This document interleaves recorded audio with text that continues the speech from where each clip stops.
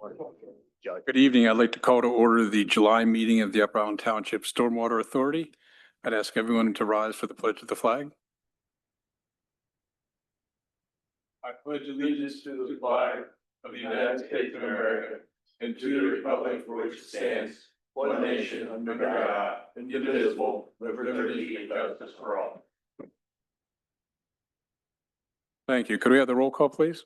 Mr. Walsh. Present. Mr. Fairchild. Present. Mr. Martin. Present. Mr. Castranio. Present. Mr. Cochran. Present.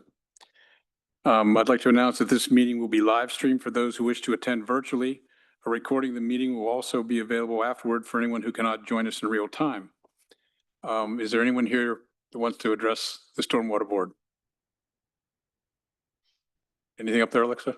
No? Okay. No public comments. We have the consent agenda, which is approval of the minutes of June 18, consideration and approval of bills in the amount of $85,386, and consideration and approval of 3 staff reports, the township manager, the solicitor, and the engineer. Do I have a motion on the consent agenda? So moved. Second. A motion is second. Any further discussion? Hearing none, I'll call for a vote. Unless I hear a negative vote, I'll instruct the secretary to record the roll call as unanimous. That would be unanimous. There's no new business listed here. Is there any new business from any member of the board? I would like to follow up at some point about water quality. Okay. Being able to measure it, or maybe have staff make some inquiries as to how we could test the water quality in the yellow breaches, like coming or leaving from Lower Allen. I know you said before, Jim, or who I'm thinking of is maybe the sewer department could do it, but I do think it also involves stormwater. You know, it would give us quantitative data to know how the township is faring, you know, from one end to the other. Okay. You know, for all of our efforts. I'm not sure who would or could do that. You're saying, I think what I'm hearing you say is, we talked before about well, no, I think this is more than just the E. coli, but the fact that the measurement of our stormwater efforts is simply a calculation. It's put into a spreadsheet. And we talked about some real data as to how clean the water is when it enters the township. Yeah. And how clean it is when it leaves the township. And that data doesn't seem to be available by any state resource. Is there something that we could do on our own? Jason, is there anything you're aware of? Not here directly, but I mean, there are programs out there that, you know, there's means to take tests and set up sampling programs. Normally that's some sort of a volunteer committee or like a watershed group of that nature. I believe that there is one active in this region that that could maybe be approached to see if there was interest in monitoring the township boundaries. Okay. Well, the yellow breaches isn't even in our township boundaries, the actual. So I don't understand why we would be monitoring something that's not even within our boundaries. Well, that's where all of our stormwater flows to. Yeah, so we could, might as well check the Susquehanna. Well, could be. Yeah, I mean, I'm they sure could be we meet monitoring state requirements. I mean, the state comes out probably and does these things, and there's probably data available. I don't know why we would need the extra expense to check the yellow breaches. I can't say I know what it would cost or how involved it would be. Right. I would suspect maybe the sewer department. I know they test for bacteria, their own testing. Well, But every time we get the big rain, you see all the brown water in the yellow breaches. I don't know how you can quite measure that either, but. Could we reach out to the Yellow Breaches Watershed Association and see what testing they currently do? Sure. Jen? So Garrett in our office has already been reaching out to several organizations and the state with regard to who does what types of testing with water. This came about with the E. coli concern. There is some interest for setting up additional testing sites in the areas, and they are having some preliminary conversations about maybe finding a place here in Upper Allen to test, but it's all very early in the conversation. Okay. I don't know if it would require us to contribute any funds or if it's going to be all done by those organizations. We haven't had that level of conversation yet, but they've started the open dialogue. So once we know more, we were preparing to present to the board. Good. But we're not there yet. Probably could check with Messiah College too, or university. Maybe they have Yeah. people that would like to do it, right? That's a good, yeah, that's a good Yeah, idea. I'm not sure that that was on our list, so that's a great suggestion. Anything else in our new business? Hearing none, we'll move on to old business. Update on our stormwater projects for this year. Yeah, we have an active contract with Penn State Construction, who has a subcontractor being Shiloh Excavating. They are actively replacing storm sewers throughout the township. The contractor is currently focused on sanitary sewer improvements in the Webercroft development. We anticipate that work being completed by mid-August. And we'll begin doing stormwater infrastructure installation in that Webercroft development about that same time. Okay, and the Whitebriar. The Whitebriar, we have completed replacement of all of the culverts that were called out to be removed and have new pipes installed. Some of the improvements have been completed to the Wineberry Basin, with exception to a new outfall structure, associated piping, and then some channel stabilization downstream. We anticipate that work being completed towards the end of this month. Okay, thank you. Anything else for the good of the board? I did have a question for Jason, just about Wineberry. I guess it's Dewberry Court. I drove up there the other day. It looked like they already replaced the pipe under the road, like from that cul-de-sac on down. It looked like the road had been, or there was fresh asphalt in one area.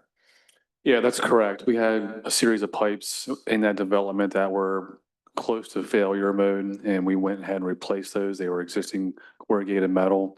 That work was all done in advance in preparation for paving improvements that should start here in about 2 weeks. Yeah, it looked like the entire length of that street, I guess, Dewberry Court. Nearly, yeah. There's one main section about 200 foot long, I think, in that area that we'd replaced. There were several other sections that we felt were in good condition, and we allowed those to remain. Okay.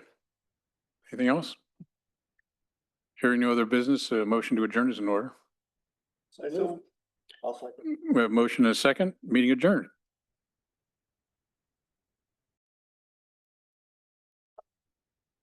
Oh, God.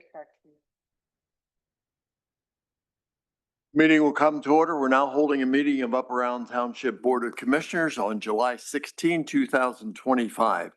Good evening, ladies and gentlemen. Please join me for a moment of silence, followed by the Pledge of Allegiance to our flag.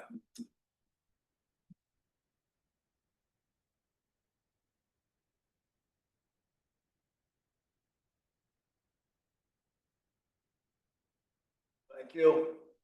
I pledge allegiance to the flag of the United States of America and to the republic for which it stands, one nation under God, indivisible, with liberty and justice for all.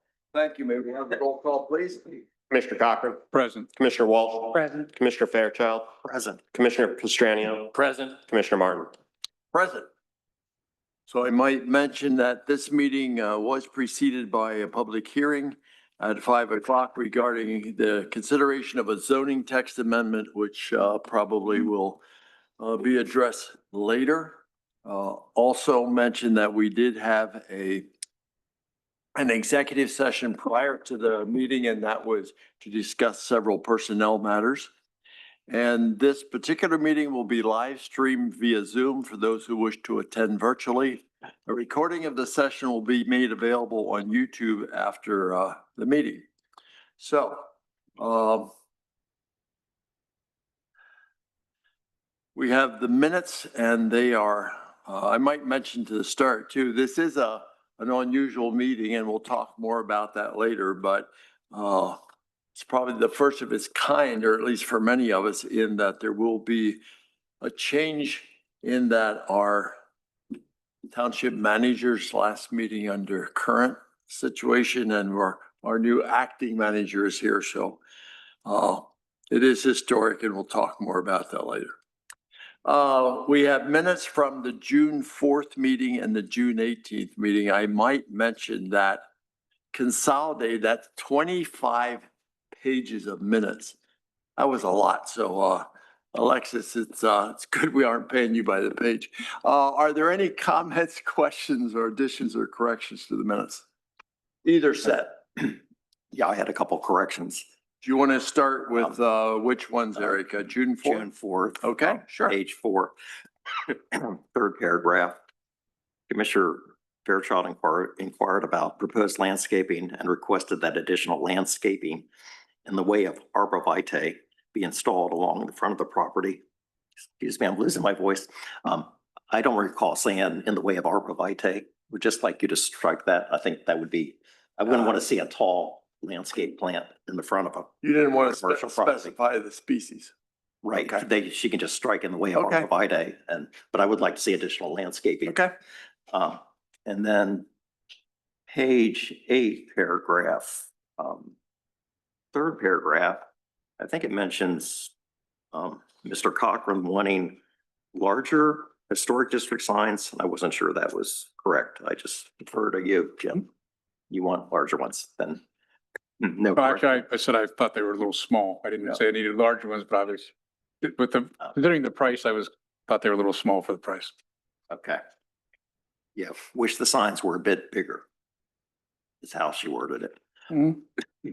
And then on the June 18th minutes, second page, second paragraph, I was questioning bills for approval last month. I would just appreciate I questioned the bill for the Hilton Hotel related to Mr. Krebs and Mr.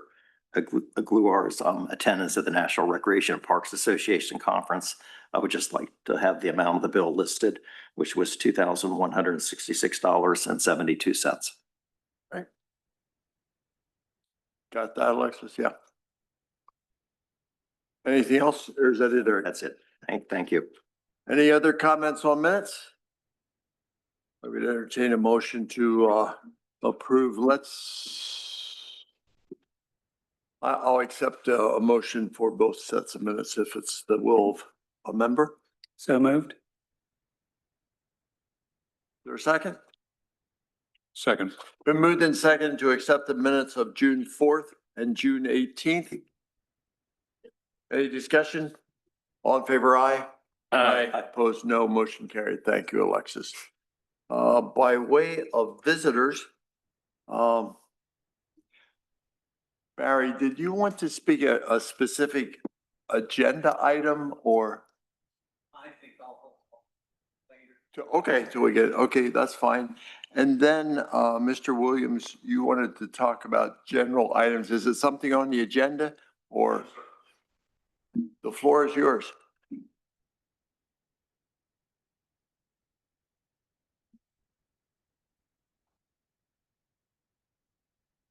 Jeff Williams, 334 East Meadow Drive.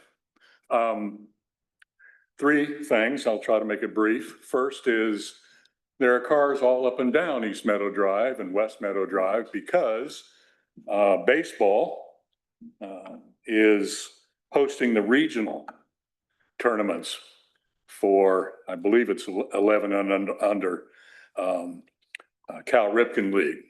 They 2 weekends ago had the states. I mention this because I put something in the community Facebook page about parks being good business.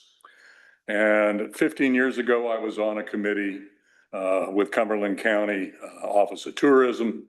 And at that time, they mentioned that they figured each day an individual came into the county for an event.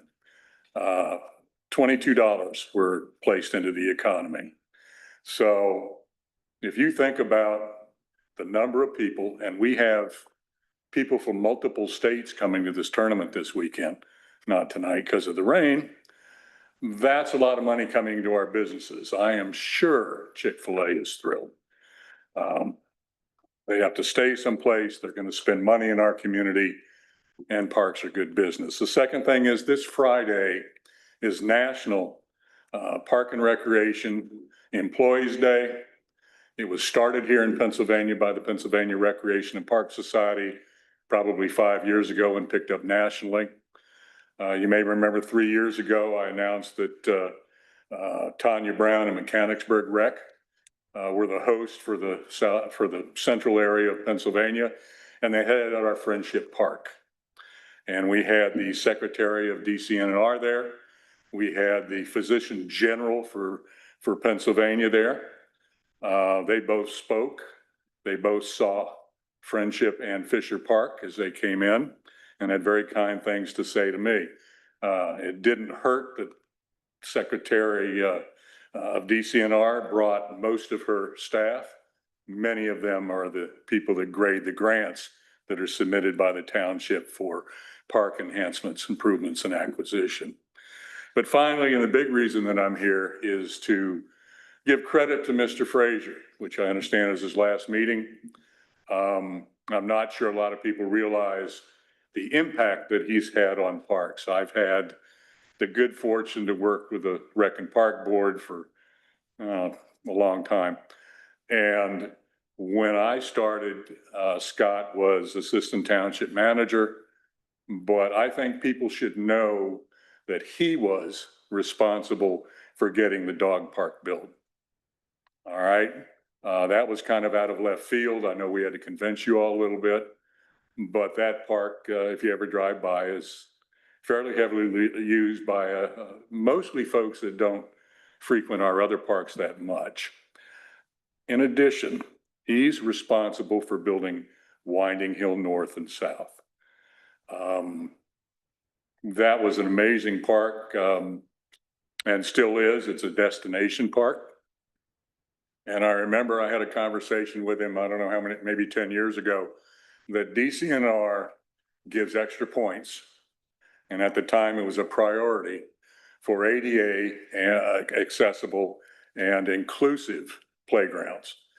And he contacted me and says, do you have anybody that can do a sensory maze? You know of any manufacturer, any company that can do that? And I did not. I've been out of the game for quite a while. He went out and found it. And he was the one that started the direction to make sure that kids on the spectrum, kids with autism, would have features at our parks that were welcoming and comfortable. That has had an effect on staff. And you see nice things written about the rec board, sometimes me, you sometimes. And you see some things on staff. Staff wouldn't be able to do this without Mr. Frazier over these years. And to be able to build a team like that, I was thrilled to be able to be involved with young, highly competent, intelligent, forward-thinking professionals. So thank you. I want my $5 later. Good night. Thank you, Jeff. And I think you, you speak for many of us in this room and throughout the township. And I applaud your recognition of him and his influence in parks, but it doesn't stop there. It's all across the township. And so we'll probably thank him numerous times before the night's over. The consent agenda was distributed before the meeting. We have the staff reports along with bills to be considered in the amount of $816,541.59. Are there any questions or comments with respect to first the staff reports? Just a question for a fire chief. Once again, I'm seeing all these dispatched and recalled. They're all automatic alarms that are going off and. Yeah, we have our fair share in the township of automatic alarms and. Yeah, it looks like 28% of the calls were dispatched and returned. At one time, I think the fire department asked us to pass a fee for a false alarm. Are we using that at all? Yes, we forward all of our malicious malfunctioning alarms over to the police department and they do call them in and. Because I know you guys turn out and you have to leave jobs and whatnot. And I hate to see that happen so frequently. Yeah, I agree. And if there was a different way to handle it, we would, but what might be a false alarm this time might be the real thing next time. Yep. And No you way to know. can't predict that. Understand. You got to turn out. I just like to So, but we, hopefully- to answer your question, we do forward them to the police department and the police department keeps track of them for us. Okay, thank you. Perhaps between you and Chief Parsons for our next meeting, at some point, you could calculate in the last several years how many citations were given, how many incidents, and how much money was collected. Any other questions or comments? Yeah, I had a And go ahead. comment for Scott about the manager's report. I know a large part of your time in the last month or so has been consumed by the Green Light Go grant and the lighting, the intersection changes. And I know it's mostly complete, but I don't believe we're complete yet in how the lights, they're not properly set the way we want them to be set at this point. That has been fixed. We ordered, some of the controllers were not working properly, or the contact lines, which are those little spaces where you drive on it and it lets you know that someone's there. Some of the newer controllers weren't coordinating properly with the blinking yellow light. Our employee, Gage Zedemoyer, who is a traffic signal technician 3, has been working on rescheduling them. All of Market Street up until down at Lisburn and Market are now in on the permit timing. And then I believe he's currently working through the others. The one down at Market Street is just waiting for a new replacement controller, so that'll be swapped out. And he's doing the reprogramming of the controllers himself. So he's pretty much done as far as I know. I did not get an update since I wrote the report. But knowing him, he's probably backed out a couple more of them since then. But I'll follow up and get an email out to you. Okay, thanks. Thank Any you. questions on the disbursements? Do I have a proposed action for the consent agenda? I did have a question then on the engineer's report, but Oh, I'm sorry. just that, and Jason, we're almost ready to go on the Grantham Pond dredging project. It was brought to my attention, somebody asked, what is going to happen to the fish and the turtles and all that once they drain the lake? Is there any way to save them, the Boy Scouts or anybody, or what is the plan there? So there really isn't a plan per se. Part of our drawdown permit with the Fish and Boat Commission included authorization for a full drawdown without a recovery. The quality of the fish species in this case was diminished, I guess, as they put it, and it wasn't worth risking human life to enter into that facility and attempt to try to capture and relocate the fish. So at this point, the contractor is basically going to proceed forward, and there is a potential for some level of a fish kill in the process. That's kind of sad to hear. I didn't know if you want Yeah. to volunteer at your own risk, save fish or turtles. But Was there a history of invasive species at Grantham Pond at one time? Yeah, there was a snakehead. Bear with me, it's been a little bit since I had to think of the name of the fish. Some sort of a snakehead fish, which is an invasive fish. The Fish and Boat Commission felt that was relocated by some other fishermen because apparently they are similar to a sporting fish like a bass to catch. However, they are invasive and can take over the pond. They came out, floated the pond and went through a shocking sequence to try to locate that particular fish, and they were unsuccessful. Aside from that, they didn't identify any other invasives. Anything else? You have a motion, don't we? Another motion on the floor. Is there a motion on the floor for the consent agenda? Did someone move that? I thought, okay. Any other discussion? All in favor, aye? Aye. Opposed, no. Motion carried. Consent agenda accepted. Paid the bills. Well, one thing I failed to ask Chief Parsons, I know we referenced in previous reports about maybe getting an upgraded or more sophisticated sound meter. Have you had any success in that, or is that still pending?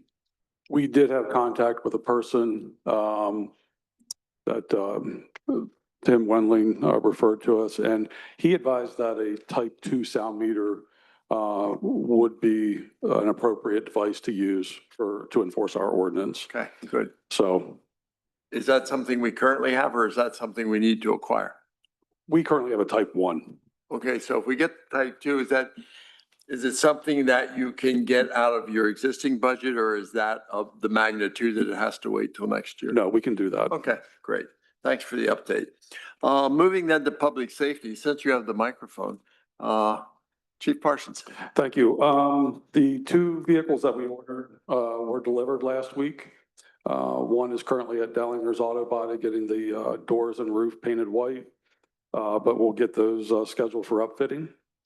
Lieutenant Barnes and I attended active assailant training today, how to properly respond, investigate, and handle those type incidents. That was put on by the Cumberland County Special Response Team Leader, Detective Miller with the Cumberland County District Attorney's Office. Other than that, I'll take any questions. Any questions of Andy? Schumberger. As you can see in my report, we had 60 incidents last month. And our average turnout's a little lower than it has been in the past, but that was a lot of night calls in a row. And everybody has to get up and go to work the next day, so it makes it a little tough. But yeah, it's 5.8 for the manpower. And August 2nd is our next chicken barbecue, so please come out, enjoy chicken, and support the fire department. And that'll be in Town Square again there at the church? Yep, same places, usually, hopefully good weather this time. Last time it rained, so. Yeah, but then I got there in time, so I got some. Okay, thanks, both Andy and Tom. Moving then to planning and zoning. The text amendment to chapter 245. Jen? Yes, first item is regarding that text amendment. We had a public hearing earlier tonight and closed the public hearing. So with the closure of the public hearing, I would recommend that the board consider taking action to either approve or disapprove it, or not take any action at all tonight. And then there are also some additional suggestions that are on the board for discussion, and I would ask that they just be discussed separately after any action would be taken on the amendment that was presented with the public hearing.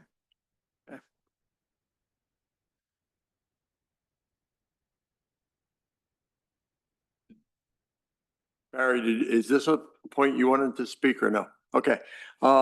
So as Jen mentioned, we have closed the hearing to consider the text amendments to chapter 245, and we can delay or we can take action on those text amendments that were discussed tonight. I would just maybe recap for the public that's now here. There was no public to attend the actual hearing at 5 p.m. But the board had comments, as did staff and the solicitor. And I guess we came up with there's 1 or 2 ways to do this. We could maybe approve, well, we closed the hearing, but we could approve the language we already had that we discussed at the hearing. And then make some further amendments in the future, which we already have some suggested language in that regard, which would allow for more accessory uses in the agricultural district. Correct. So I'm not sure if the will of the board may have a better sense of that, but I was happy to just move to approve the language we already have. That was we've discussed, the portion that was discussed at tonight's public hearing. Yeah. Okay, is there a second? Second. But moved and seconded, any discussion? Hearing none, all in favor, aye. Aye. Opposed, no, motion carried. So that section or We really need to. I'm sorry, what was the stipulate motion? whole I thing. couldn't hear that. Don't we? You have to make it hearing. You didn't make an ordinance. Yeah, so let's do that again. Okay, so can we backtrack on that? What we want to do is move to approve ordinance 846. to amend Chapter 245, Article 2, Section 245, 245-2.1, Article 4, Section 245-4.2, Table 4-1, Article 6, Section 245-6.2, Table 6-1, Article 7, Section 245, 7.2, Table 7.1, 7-1, and Article 14, Section 245, 14.18.5. This ordinance shall take effect immediately. Second. That's what you Thank meant you. to say, That's right? what you meant to say, right? One page previous. Right. No, that's fine. Thank you. Okay. But that contains the text that was discussed in tonight's hearing.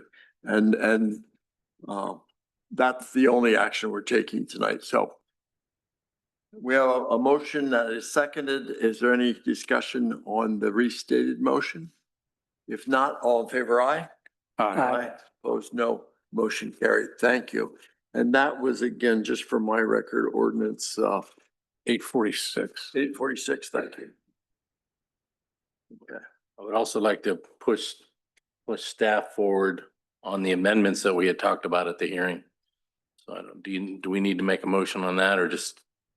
So I think we could probably, as a board, direct the staff to do that. And then after they have that draft, then we would process it through planning commission and a hearing, et cetera. Correct. So we wouldn't schedule a second hearing at this time. My question for the board is based on what we'll call those blue line amendments, that sort of second version with adding in the use as accessory to an owner occupied structure. Are there any other additions or corrections or direction that you want staff to look at and vet a little more thoroughly as we start this process of moving for other amendments? The only thing I noticed under, for an accessory use in the ag district, maybe have a maximum size in there. I didn't see anything that like, maybe it's 10% of the property, maybe it's, yeah, because it appears that it reads now it could be unlimited. You can take that under advisement. Oh. Thank you, Rick.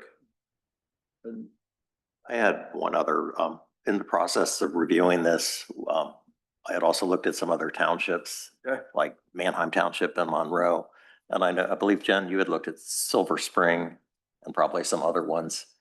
Yeah, Was briefly. there anything in that you thought we could use? Or the only area I question in my mind, and it's much to hear from the solicitor, is just the overall intent of our ordinance, which reads similar to the other ones, except it then gets into having these conservation districts and all that. And I wasn't sure if that should be updated or not. Well, I think that's a separate discussion than what we're talking about with just this use as to your intent of your districts. I did notice that in some of the municipalities, and I don't have my notes from what I looked up at that time, but some municipalities don't define this use specifically. They may call it other things. They may have similar type uses that are permitted. Some permit in the ag district, some permit in other districts other than ag. I didn't see where there was a standard that it only seems to occur in one particular district. There's a lot of forgiveness and leeway in the municipalities defining what works best for them based on the intent of their ordinance, the physical makeup of their municipality. So where one municipality might feel it's appropriate to add it into any district, your neighboring municipality may not feel the same way because it doesn't fit their community. So I don't want to say that everybody does it this way, so that's how we have to do it, because we have to decide what works best for our community. That's what I gathered from looking at some of the different municipalities, is they fit in their uses as to how they saw fit in existing framework of their land and possibly how they wanted to grow in the future. So, and that comes down to a lot of how they describe the intent and purpose of their districts as well. And some municipalities don't even have ag districts. We talked about this, Commissioner Fairchild and I did. You know, some municipalities may have agricultural land uses within their boundaries, but they don't actually have defined That districts. was like Lower Allen is a Yes. nearby And example. some have agricultural district and then a conservation district, which conservation isn't necessarily just all agricultural. That could be, we could define our parkland as conservation. It's these permanently preserved areas, you know, state park, game lands, things like that, that could all go into a conservation district. So, you know, with zoning, everybody tends to do it just a little differently, no matter where you go. So, that's just something to keep in mind with flexibility. Yeah, and I would, this is maybe a side comment, but only because we had a zoning hearing board or last week that went on for 4 hours. I guess there were 4 cases. But one of them was the Messiah University wanting a sign and all. But all their arguments, I mean, they had used Dirk and Edson to present their case, but they had looked very closely at the intent of the sign ordinance and all that. But they never argued, like when all that work for the sign ordinance, there's a master sign provision in there. And they never utilized that, which I was a little surprised. So it's like our intent or maybe our interpretation, just as commissioners, is what we're passing sometimes. Yeah, and we Other have, people read it differently. right, and we have talked about them as a side note. We've talked to them about a master sign plan, and at one time they had met with us to go over a draft. They had started to prepare some things. I don't know if that preparation had been completed, but I know they wanted to move forward with that entry sign.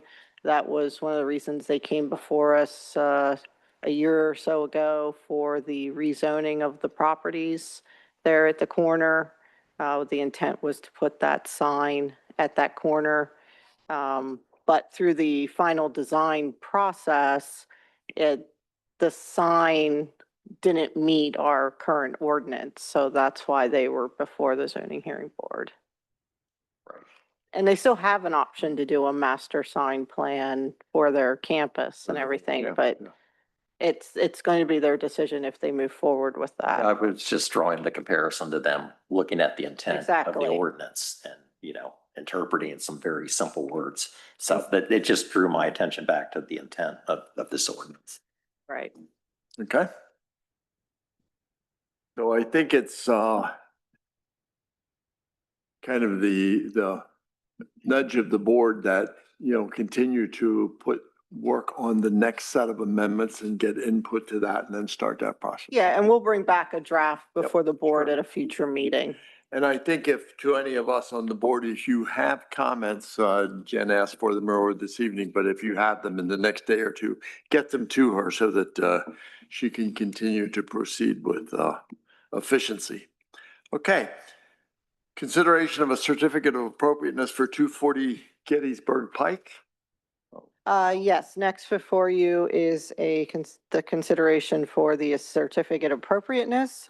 We have the property owner here tonight, but they are essentially looking to install some guide rails on the landing of the second floor stairs, ones that would match that of the railings around the basement area, as well as a gate to provide some security access between the patio and the main building, and then installation of some storm doors to protect the existing wooden doors. So this application was reviewed by HARB, and they did.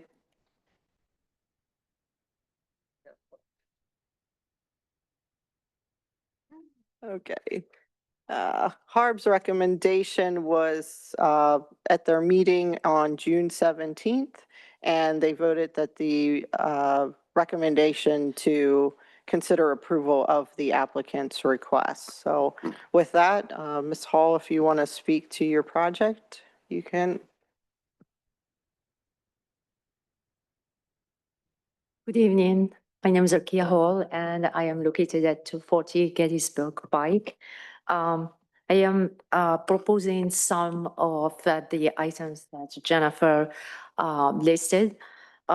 One of them is the guard railing on the steps coming from the second floor to the exit of the second floor.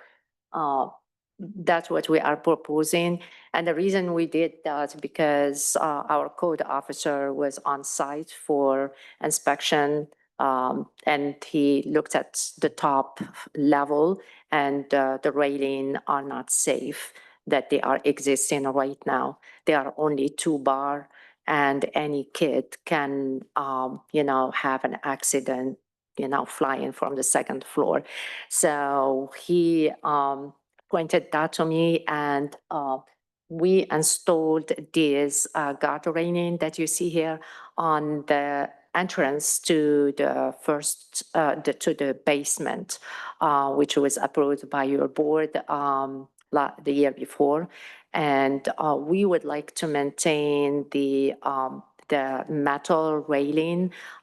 It's easy maintenance and also has the bars that required by safety. So it's the same as the existing that you put on previously. Yeah. And it's really in addition to an aesthetic, it's a safety initiative. Yes. Okay. Yeah. So that's coming from the second floor and we are not changing the staircase because everything structurally is sound. It's just the landing and the guard railing around them. So that's for the project one.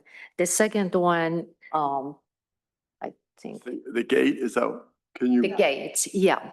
So last year we had a lot of ice on the patio and we saw a lot of people crossing on the patio from York to the on my patio and I could see some injuries that's going to happen, especially we have 2 or 3 steps from the patio and people are putting their life at risk crossing from the York Road to my parking lot. So based on that, I figure out if I put a gate there, it will be matching also the powder coated metal. So it will be a rust free and also free maintenance for us too. And it will protect us also from liability from people crossing, coming on the patio. There are signs, no trespassing, but it seems to me nobody look at them. But sometimes you have just to get to this next step and, stop completely the traffic on that patio. Okay, good. And then The door. third project is.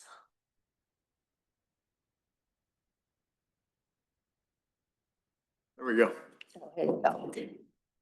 So the third project we installed on York Road, solid mahogany door. It was very expensive and right now it is completely damaged.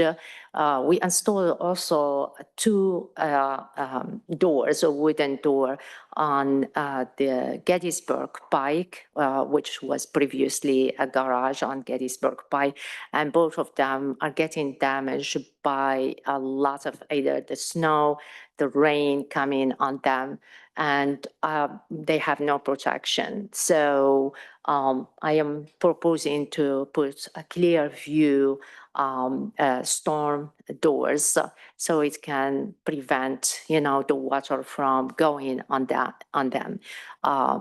You can see they are not going to be removing, or depriving the view from the doors.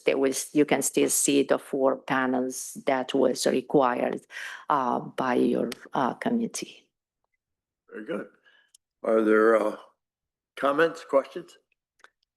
Yes, wondered to what extent you may have researched the availability of wrought iron fencing that would be more consistent with the original railings on the building that would also be consistent with the material used at the time, wrought iron specifically. Okay, so I would like to let you know that wrought iron right now exists only on the second floor. The first floor, the previous owner, as you know, the law firm, they were mandated also to put some hand railing to come from every door, and all of them are the power coated metal that I am proposing. So I just wanted to go with the same look that they have, that they put already. The wrought iron is very heavy to be put on the landing because and it require welding to custom made that landing, and it will require a more structure for those posts that exist in right now. So it almost need a steel post beneath them to support the weight of the wrought iron. Right, but there are currently wrought iron railings along the second floor. Yeah, because the second floor, as you know, was built not in our time. They have already the steel I-beam that they are anchored already in the building. The second floor, that's not historic to the building. It was done at one point by requirement to some code for commercial use. And that's the reason why it's made only of wood. Composite, the steps are composite, but the whole entire structure is wood. Sure, I understand. But did you look into the availability of wrought iron more consistent with the design that's original to the building for any of the other areas where you're proposing the powder coated aluminum? So which one? The second floor? Oh, either one. Have you looked into the possibility of acquiring any wrought iron fencing or railings? I have so much wrought iron because my property has a lot of wrought iron, and we were struggling to find a welder to cut them and to custom made them.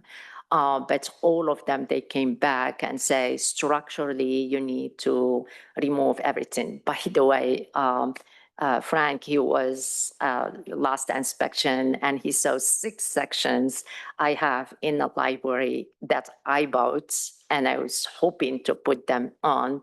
And after consulting with many contractors, structurally cannot be done at that property. It could be done back in the day if we had to open the wall and support them, you know. And what about the first floor, though? You've got a gate and some railings proposed for the first floor, correct? The first floor I had, that was the access to the basement, which was done last year. And the access to the basement, it was pretty much for the safety, and also it is tied up also to the column post that they are wood.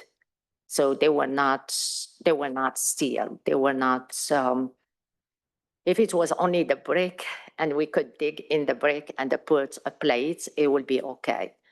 But they could not do it, and that's the reason why we went with the metal last year. Okay. Other comments? Is there proposed action? I would move not to grant certificate of appropriateness to the property owner, 240 Gettysburg Pike, for the following improvements: the installation of guardrails on the landing of the second floor stairs, matching in design of the railing around the basement entrance. 2, installation of grate X accessing the patio between the main building and Suite B. 3, installation of full view storm doors on the existing wood doors facing South York Street, and 1 door on building Suite A facing Gettysburg Pike. Is there a second? I'm tempted to second the motion, but I don't want to put you under duress or, I know you've put a lot of work into the process, but I don't think it is appropriate.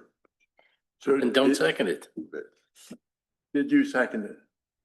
No, but I will second it. I Okay. think we'll win. It's been moved and seconded that we not grant the request for a certificate of appropriateness. Any further discussion? The Harb recommended this 4-1, is that correct? Yeah. Mhm. And I would concur with Joe Bocci's assessment that the material was inappropriate. The materials and designs are both inappropriate. First of all, I should say that I really do appreciate everything you're doing. I know you have other properties, one in Carlisle as well, and you're doing great work. At the same time, this is the showpiece for this particular historic district, and it's even featured on the street sign toppers. And I think it would be better suited to conform with guidelines pertaining to historic district renovations that would use historically accurate or more appropriate materials and designs. So I am disappointed that the Harb decided to reach that decision, but I do concur with Mr. Bocci's assessment. Anytime you buy a property, knowingly buy a property in an historic district, you should be aware that these things will come up and you will have to address them in a way that's appropriate and fitting to the historic district. So I guess that's Okay. my This assessment. property went on the National Register in like the late 80s, I think. Do you have photos then? Was there I'm surprised iron railings would really be No, anywhere on it. no. And I understand what you say about the weight Yeah. and The owner who owned it in the 90s, he did revamp the whole entire thing. He's, by the way, the director of the National Registry. He's the reason why the property went in a National Register. Mr. Davis. Yes, Davis, yeah. And I talked with him, and he said, there is nothing I could leave down there that was historically in the building, because when he got possession of the building, it was in a very, very bad shape, So he Yeah. got it entirely, he rebuilt it entirely. The only things he said, that's railing, they are sitting on the second floor, that's the only thing he could preserve, because as you know, wrought iron is not like, plaster has mold and stuff that is going to be trashed. So he is the reason that, and not to mention the history of the property went from him to Cornelia, which put it as a bed and breakfast and also went as a hotel. The whole entire inside of the building was completely transformed, not to mention also outside. From my understanding, she never came and asked for permission to do anything. She just revamped everything. So is the law firm before me. Every one of them went through a big transformation, and they never, had paper or anything, acceptable by National Registry. And So- you inherited all that. And did those other cases come before the Harb? Mm, Is there any institutional knowledge of that? I remember that the law firm came before us to redo the shutters and they were removed, and they also wanted to not put the shutters up on the higher floors because there were pictures showing shutters only on the first floor and then pictures showing shutters on the entire building. And so the idea was that they would restore them, put up only on the first floor, but they would save the other shutters for a future property owner. And what we found out was after the property had been sold, the shutters were preserved in someone's barn for a time, but had deteriorated and were just thrown away. So those shutters were lost. I think you may have gotten some extra shutters that Oh, they yeah. considered salvageable. mhm. But beyond that, when we get back into like the 1990s and earlier, the hard procedures are not they weren't the way they are today. So I don't know what the previous owner with the B&B did or didn't do with Harb's board and certificates of appropriateness. We would have to go back through those records. Okay. Well, there's no further discussion. We have a motion on the floor to not grant the certificate of appropriateness. All in favor, aye. Aye. Opposed, no. No. Motion failed. So I would move to grant a certificate of appropriateness to the property owner of 240 Gettysburg Pike for the following improvements. 1, installation of guardrails on the landing of the second floor stairs, matching in design as to that of the railing around the basement entrance. 2, installation of a gate accessing the patio between the main building and Suite B. And 3, installation of full-view storm doors on the existing wood doors facing South York Street and 1 door on the building Suite A facing Gettysburg Pike. The appropriate permits and design of the improvements shall be in accordance with the applicable building codes and other ordinances and in accordance with the specifications as submitted and reviewed by the Historical Architectural Review Board. is there a second? Second. Been moved and seconded. Is there discussion? Yeah, I would just like to say I appreciate how you kept the building and keep it, maintaining it. And I believe after you're done with this, the 22,000 residents of the township will drive by and say, well, that's beautiful. But there'll be 6 people and then 1 person who lives in Lower Allen Township will say, boy, that should have been wrought iron. So that's why I'm going to be in favor of this. Okay. These, just to mention to you, these are hidden, they are not in front of the view.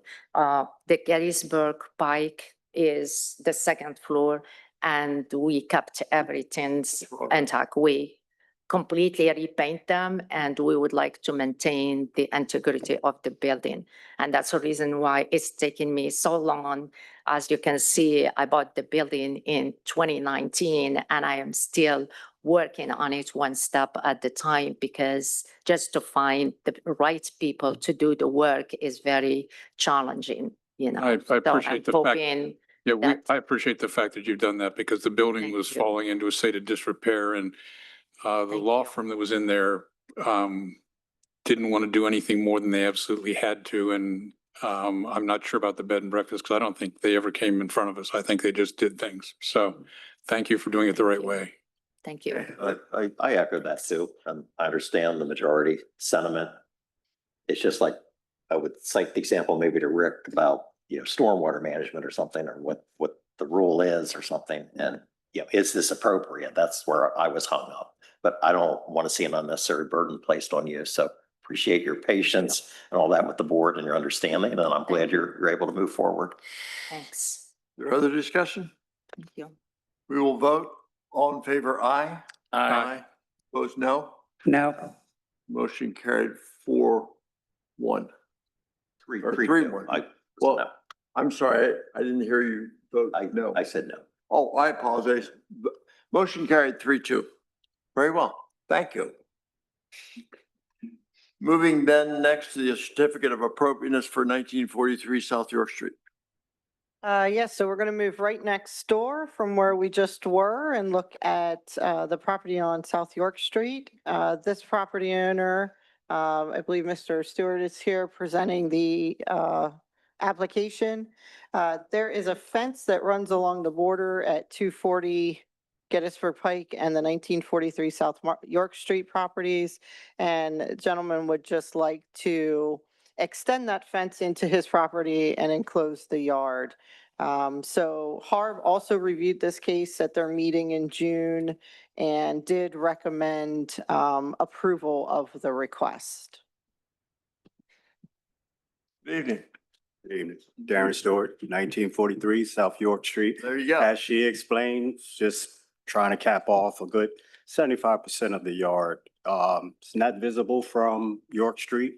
As you can see, I'm starting from the back of the garage, so it's kind of like on an incline and going all the way back to the middle part of the house. So you really won't see it from York Street, and even from Gettysburg Pike, you might see the gate, but you really won't see the fence. This is already covered up from the previous fence. Right, it's an unusual configuration, Yeah. so Yeah, you're I'm in you're a protected quite tough a bit. spot. Yeah. Because even when it comes to the postal service, my address consists of the front of the garage, but the house is behind. So a lot of times, my packages get delivered to her property or my, other neighbor's property. Mhm. So, Well, you better stay in good terms with your neighbors. absolutely, I try to. Absolutely. Yeah, and what you're proposing is a continuation, a consistent material and fencing. Complete wood Yeah. fence, yep. Are there questions, comments of the applicant? I would just like to say, I do think this is an appropriate material. It does not distract or detract from the character of the historic district, and I really applaud you. There are a lot of people who would have made the case that it's not visible from the roads, that it wouldn't need to come before HARB. So I really appreciate you making the effort to do that. Any other comments? I would entertain action. I move to grant a certificate of appropriateness to the applicant for the construction of a wood fence on the property of 1943 South York Street, subject to all applicable codes and ordinances of the township. Second. Been moved in second. Any discussion? All in favor, aye? Aye. Opposed, no? Motion carried. Thank Thank you. And thank you, Board. Jen, point out to HARB that both of their recommendations were approved by the board. Yep, we will provide that update. Thank you. Consideration of the final PRD plan, really? This is it? For the Autumn Chase Phase 9? Correct. So switching gears here from historic districts over to a newer development, we're talking about Phase 9 of Autumn Chase. The Phase 9 plan and a text amendment were approved last year, September of last year, to include 22 additional single-family detached homes. That is what's presented on the board tonight for you. This phase actually makes up 24 in that there are not additional homes, but just adding the corner lots that were maybe originally shown in Phase 8 moved over to Phase 9 just because of the improvements to the intersection. It made more sense to include those two corner lots in the Phase 9 phase as the Phase 8. So I just want to clarify that so you did not think there was two additional units added. It's just how the phasing line is drawn. So it is the 22 homes that were approved with the rezoning to add this portion, what we were calling the residual tract of Autumn Chase into the PRD overlay. So this plan is before you tonight, and Mr. McNaughton's here should he want to provide any additional information or answer any questions from the board. I will also note that there are, just quickly, 2 waiver requests being asked, and those waiver requests are the same waivers that we've seen requested with the other phases because they were not originally included in the tentative PRD approval. Good.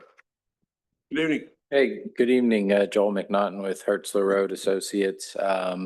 So this is the second to last phase in Autumn Chase. We've done 1 through 5 are fully improved. 6 and 7 are being improved. If it would ever stop raining, we'd perhaps be done by now. This is Phase 9. The last phase will be Phase 8, out of order a little bit because of really product need and kind of how this fits into construction. Phase 8, I think will likely come in tail end of this year, very tail end, maybe, December-ish timeframe, but likely early 2026. And then that'll complete the community from a plan standpoint. We're probably about at the pace that it's going out there, 24 to 36 months from being fully built out. You'll miss coming. Yeah, when did this one start? The original plans were So the original PRD was a long time ago, but the first 2014 or something like that. But the first person moved into Phase 1 in late 2021. Right. Oh, so I didn't realize it was that. But you followed the plans very early on. Yeah, we did. Great. Questions of, There'll be 317 units when it's all done.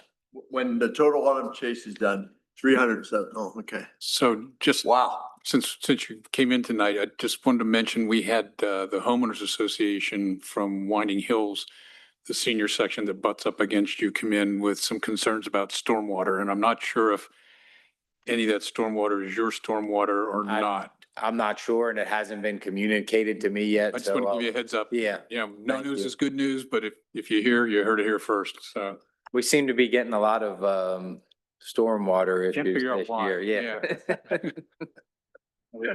Again, Jason, I mean, a year ago or 2 years ago, there was concern in that Mumper development, with stormwater, and I went out and looked at it. So I don't think there's been any complaints in that area recently.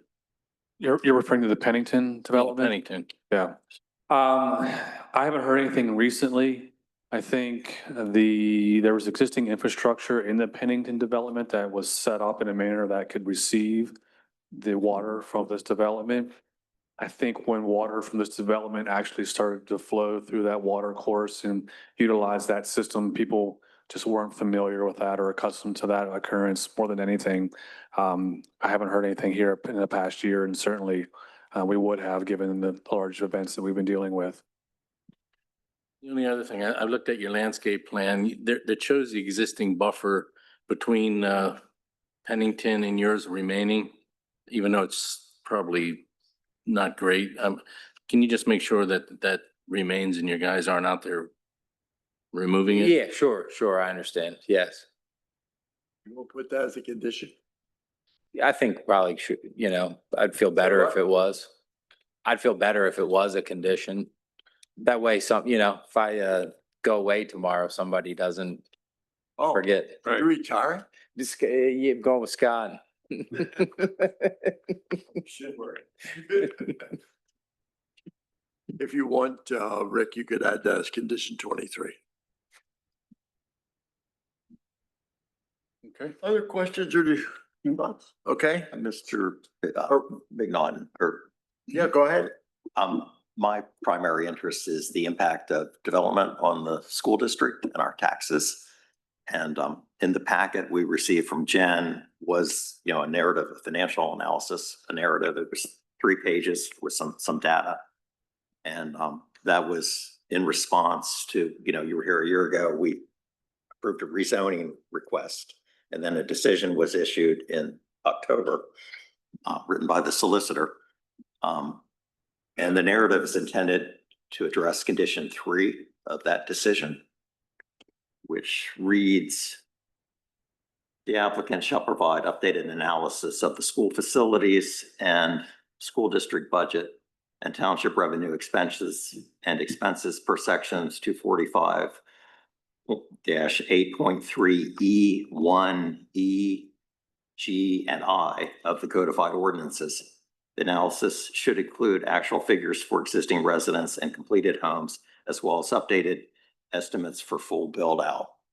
And I thought your analysis was well done in the sense of 317 units. You did have an estimate, I think 156 students net, like 179 students potentially from all of Autumn's Chase minus the private school enrollment, ended up with 156. I think you use like assessed values of 500,000 for the single family. We'll say 345 for duplexes. I think 300,000 for, townhomes. So that part, but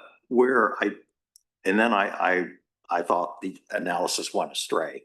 You used an enrollment figure of 4,951 students.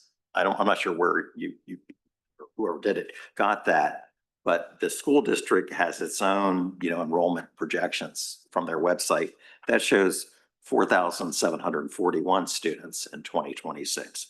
So like a 200 student difference.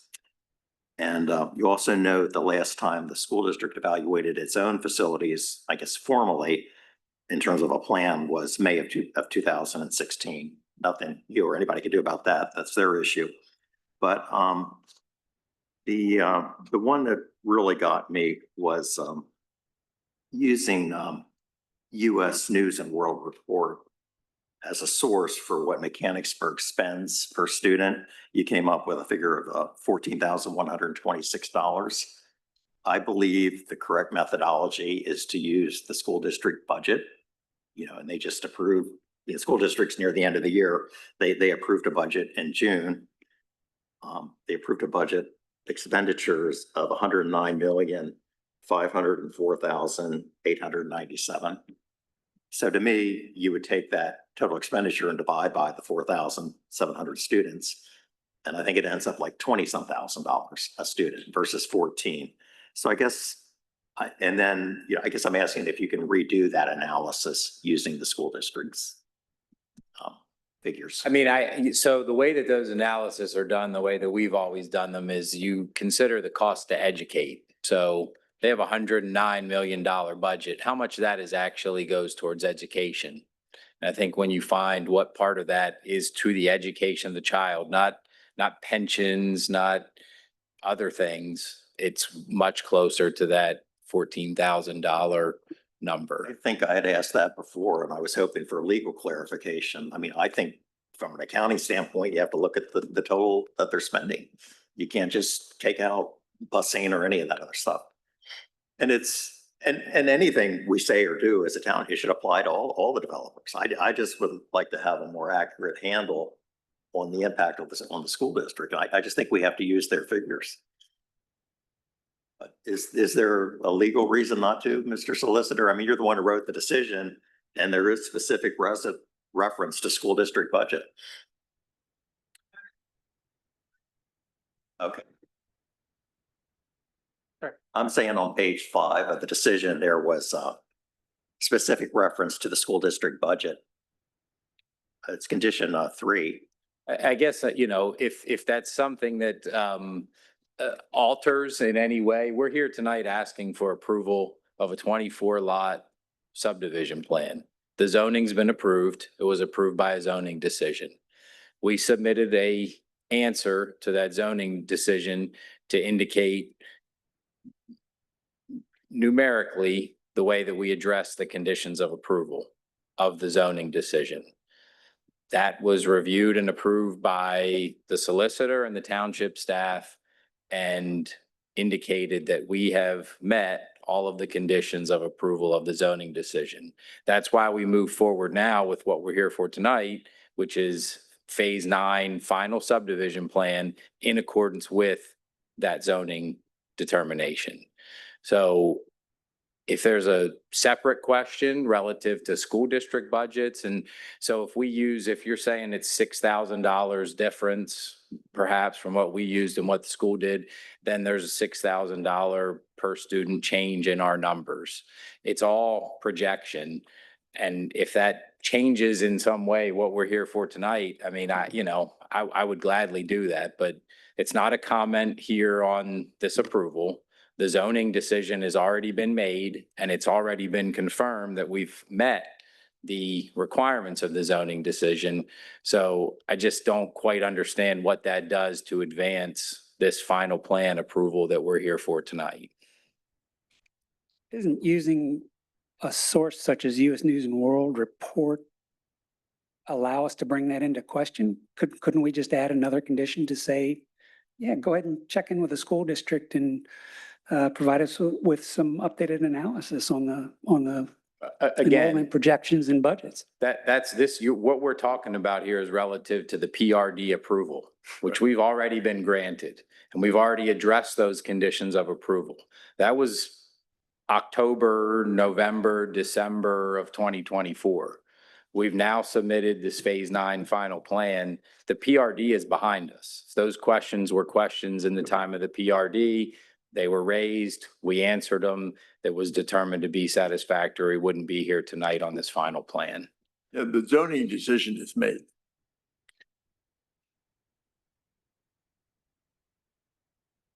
Further discussion? Go ahead. I mean, this was I haven't heard from the solicitor. I mean, you wrote the conditions. I mean, I don't know why this information isn't in our packet. I think it's based on analysis or staff comments from February 4th, 2025. Right, so when this was submitted, the school district didn't have their 2026 budget, so that wasn't completed, so they went with best available data at the time when they prepared this and submitted the information, so that's They why think 20. US News and World Report has better data than themselves. I mean. Well, I'm just saying, that's why 2026 wasn't included because the school district hadn't finalized their budget yet. So now they have, but at the time, it was not complete. I just think we need to deal with more realistic numbers. And I don't know why the economic equation is not part of the plan, condition for approval. Okay. Other discussion? Is there proposed action? I'll move to approve the waiver request for section 220-9.C20, requiring contours to be at 1 foot vertical intervals or as authorized by the township engineer. Most contours will be at 2 foot intervals, which is sufficient for most plans. Second. We moved in second to grant the waiver. Any discussion? All in favor, aye. Aye. Opposed, no. The motion for the waiver carried. So I move to approve the waiver request for section 220-10.B2B, requiring cross-section details of rights-of-way, cartways, sidewalks, and utility mains. The applicant was required to provide cross-section details for the Hertha Road improvements. All cross-section details are the same throughout the development. There's second? Second. Been moved in second. Any discussion? All in favor, aye. Aye. Opposed, no. Motion carried to approve the waiver. So I would move to approve the final Phase 9 plan for Autumn Chase PRD Upper Island Township file PZ2505-04 with the following 23 amendments. And the 23rd amendment, which is not listed here, would be that the existing buffer as indicated on the landscape plan between the Autumn Chase development and the Pennington Farm will be maintained. will be maintained. Or improved, maintained or improved. How's that? Okay. And I would suggest item 24, including current school district enrollment and budget figures in the analysis. Are you proposing that as an amendment? No, it's an added condition to the plan. Well, but I'm he making a motion. You have to wait till my motion's done to decide. I thought Rick added one. He asked me to add it. No, I said 23. He put that as part. I put that in there and he just added the words. I said 23. And so we need a second for that. And once you have a second for that, then you can talk about amendments, correct? Correct, but you could add a condition if the mover of the motion agrees. So you could add 24 if Jim agrees. If he doesn't, then we have a motion with 23 amendments and then we can come back and amend it later. It'd be nice if Jim would agree to that, then we save some time. I'm still waiting for a second, but I don't think anybody seconded the motion. We didn't? I thought Rick, I'm sorry. Second. Oh, Okay. now we have to say thank you, Jim. So now, Eric, what is it you want to add? Just add a condition to update the analysis using actual school district enrollment projections and actual school district budget numbers. Here's guess- my problem with that. Well, You and don't have- I'm this is- sorry, Joe, I've got the floor right now, just a second. Sorry. My concern is that was a condition So of the zoning change, not a condition of any building permit. So to bring it in now, when we've never asked anyone else to do that, seems a bit strange to me, a bit unusual. I understand why you did it in the zoning change, and I think if there was a question about it, it should have been addressed then. I wasn't on the board at that time, so I spoke against the zoning change when I was in the public. But I don't think it's really appropriate to bring it in at this point in time. That's why I would reject the amendment. I mean, I could respect that. I just would like to know when it is appropriate. And I don't believe the solicitors responded to any of this. Well, And, If the motion's right. to be And voted. I should have, I'm sorry, I should have added at the end that since there are conditions on approval of this plan, the plan will be rejected unless the owner applicant agrees in writing within 30 days to comply with and abide by the specific conditions of approval. So that was part you're of still my original seconding motion. that, right? Yeah. So we have a motion moved and seconded with 23 conditions. And I think, Eric, since Jim hasn't accepted your suggestion, we would vote on the 23 conditions. And then, although if it's passed by order, if we pass a motion to approve the plan, I don't think we can go back and add a condition afterward. We're done. No. Don't believe so. Pardon? From what I can hear, I don't believe so, but Okay. I would just Yeah, but- confer with Steve.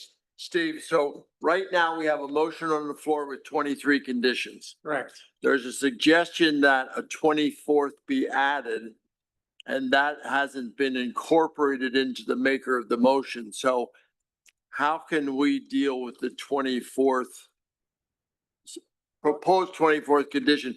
Could we take that as an amendment to the motion and then vote on that, just that 24th condition and then vote on the motion?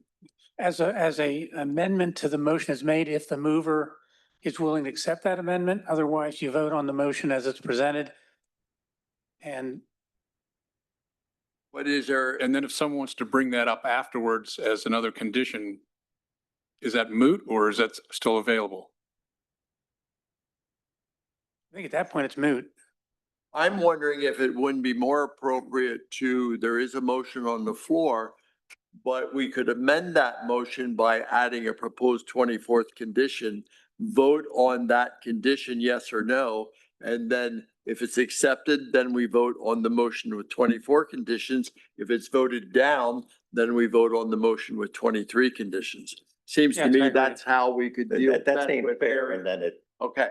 then if it becomes moot, it's moot, but Right, at least okay. it has due consideration. So right now, we have a motion on the floor with 23 conditions. If it's your will, I would accept an amendment of the 24th. Yep. My amendment is to, add a condition number 24 to use actual school district projections, enrollment projections, and current budget numbers. I'll wait to discuss. Is there a second? Second. Okay, so the amendment is moved and seconded. Help me clarify, Eric. I understand. I think what you're asking is in this supporting material, you want it updated. But, Yes. but is that supportive material germane to this plan? Or was that in reference to the previous zoning hearing question? That's where I'm questioning it.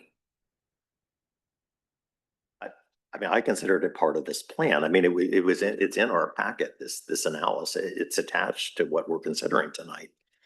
And it's something, I reviewed and, noticed. If that's in your packet, I don't think it was part of our submission. What we've submitted is the Phase 9 final plan. And what I'm suggesting is you're adding criteria that are not in your ordinance. If school district budgets and things are determined by this board to be an important part of the subdivision and land development process, then they should be added as a criteria to consider, just like traffic studies and stormwater management reports under your subdivision and land development ordinance. They aren't. So they cannot be included without ordinance citation. If there's an ordinance section in the subdivision land development ordinance that calls for it, then call for it. 245. We already addressed that. We submitted a zoning application. That zoning application was approved and those conditions of approval were satisfactorily addressed. So allow me to read with the information that was submitted, that's subtitled School Facilities and School District Budget. The prelude to that was the following narrative and associated fiscal impact analysis chart are being provided to address condition number 3 of the October 2, 2024 decision by the Upper Allen Township Board of Commissioners to rezone certain residual lands of the Autumn Chase property and to apply the planned residential development PRD overlay district to the subject tract. The report has been updated per township comments dated February 4, 2025. So I think this is something that staff provided to the board as explanatory or supporting material, but it wasn't part of the application subdivision land development plan that was submitted by the applicant. Is that correct? It was provided by the Oh, applicant. We included it with the Phase 9 report because part of the decision with the PRD rezoning of that residual tract was that they would address a few outstanding conditions with that decision at the next final phase approval. So that's why we submitted that information along with the Phase 9 plan so that you could see that the applicant was addressing the conditions of the rezoning.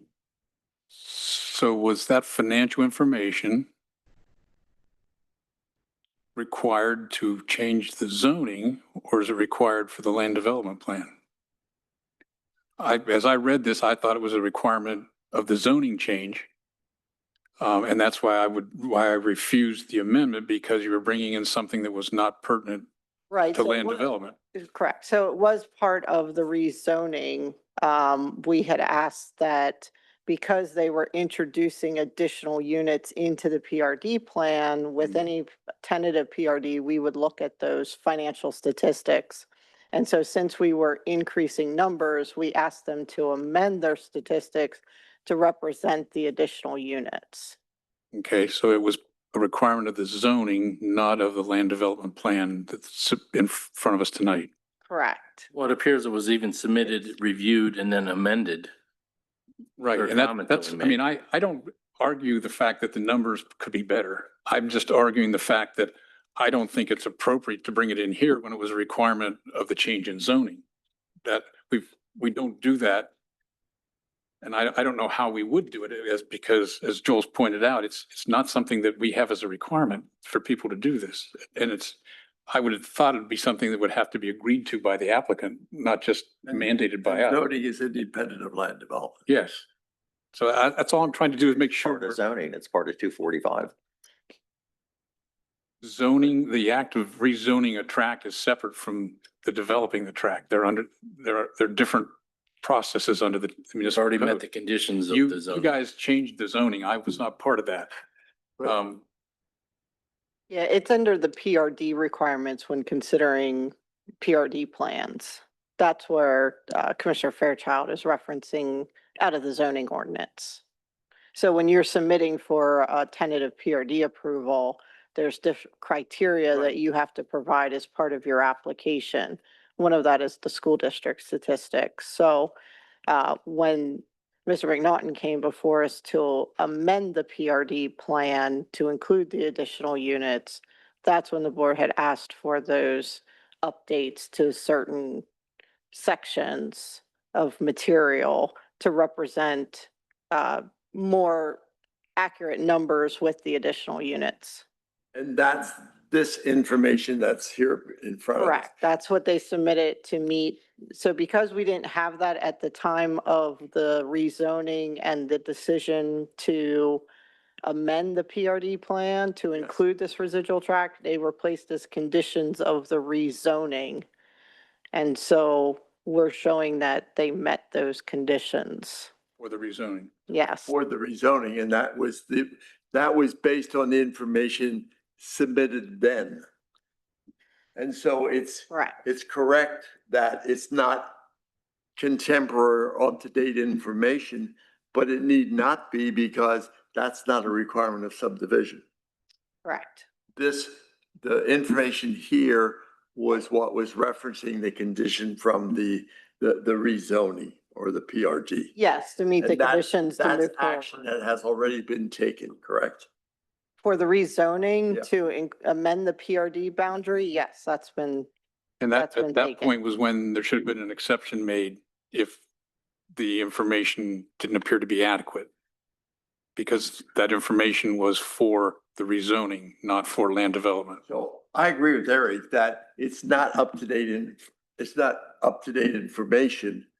Right. And it would be interesting to have that, but I think I would also argue that that might be nice to have, but not a requirement, because the information used at the time of that decision was relevant.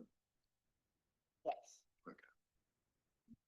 All right. So, I mean, 245.8.3 says, A, the Board of Commissioners of Upper Allen Township shall hear and decide requests for a planned residential development in accordance with provisions of this section and the procedures and regulations of this chapter. And then Oh, so That was already done. that was done.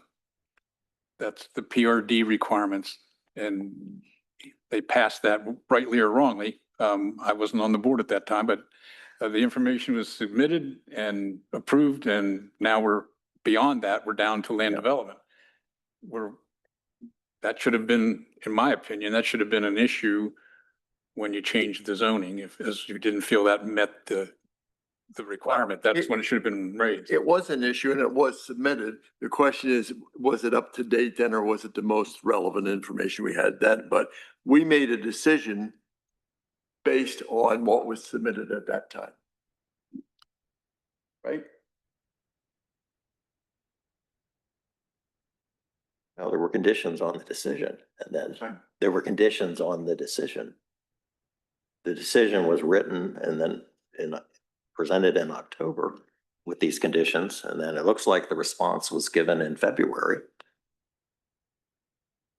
But we didn't have a procedure as a board to look at it until now, until until it's brought in to approve phase 9. There was no like follow-up to the rezoning request, or so I would think that was correct until you would want to proceed.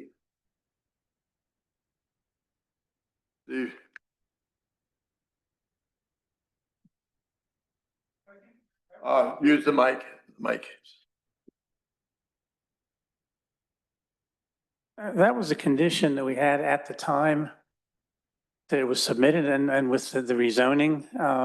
So while it might have been nice, I don't think we can use that as a basis to deny the approval of this phase. Much as we might have liked to with the benefit of hindsight, but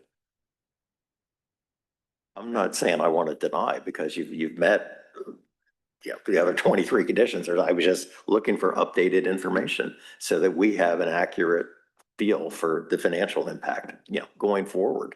And maybe we should, amend our zoning, but that's not Mr. McNaughton's responsibility. I mean, from what the solicitor said in my limited knowledge, I don't think we could make that a condition of this approval, but it would be important information to have as we look at the total plan and even the next phase that's going to come in. So we need to change our requirements. Or we could have the applicant hearing and understanding this information or this discussion, voluntarily update that, for the next phase that comes in or something. I don't think we can use that information as a requirement to prejudice this decision tonight, but it might be that since you can do it, like in 5 minutes, Well, right, and I think that was my point from the beginning, I'm okay if there's if there's some discrepancy in there and it's for information, I'm okay with that.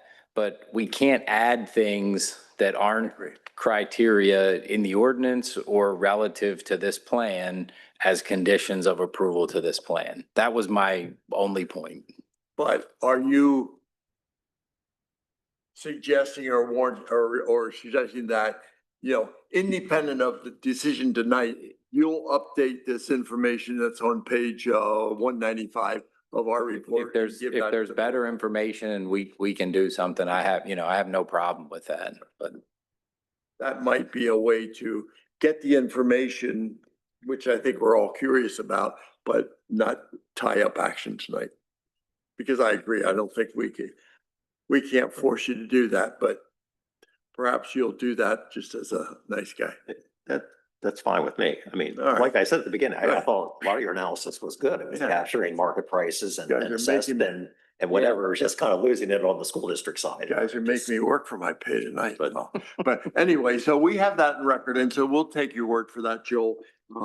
And, you know, independent of action, we still have to do that, but that you'll update that for us and get that to Jen and she can distribute it to the board. Thank you. All right, is there further discussion on the proposed motion with 23 There's conditions? an amendment motion on the floor too, I believe. Oh, there was? Yeah. I don't understand it, but Well, I don't understand in lieu of our discussion where we're at now, but there is amendment to add the 24th condition. All in favor, aye? Aye. All opposed, no? no, So the amendment failed, so we're back to a motion on the floor with 23 conditions. Further discussion? I was moved by the discussion of the board and the input by the solicitor. I do have some reservations on what I view as flawed data, but I would be willing to go along with this to keep this moving forward. Good. Anything else? We're going to vote. All in favor, so we have the motion to approve with the 23 conditions. All in favor, say aye. I, Opposed, no. Motion carried. I think that was unanimous, Joel. So I was really just waiting until the rain stopped. That was all. Yeah, makes it easy. when you used up the time so we can hear from the rest of the Well, meeting. here's the information I have from the school district, just so you know where. All right, so now we are going to, the historic districts. You need to write on. Address it. Oh, last meeting. Sorry. All right, switching back over to historic districts. Next up on the agenda is consideration of an ordinance to amend the official historic district map. Before you on the board is our current official map done in 1975. And I always like to point out, it didn't even map out Trout Run District, so a little inaccurate. Hoping to clarify some things and make that more visually appealing. So this would essentially be our historic district map. If the ordinance does get approved, it would include the 3 districts we've discussed, which would be Trout Run, Shepherdstown, and Yellow Breeches. And we talked about those district changes back in June. And then to add further clarity, what we would do after the ordinance would be adopted is we would provide informational maps online and to the public for each respective district, showing the current property boundaries and addresses so that there's a clear indication as to which properties are in and outside of the historic district areas. I will also note, I talked to Commissioner Walsh earlier today, and the original map we provided you for Yellow Breeches District had accidentally excluded the McCormick Park area, and that is in the district. So I do have an updated reference map here prepared just to show you. We did include the park area into that district and labeled it so that Where is that? it's right here. Let me zoom in. Let me try to zoom in.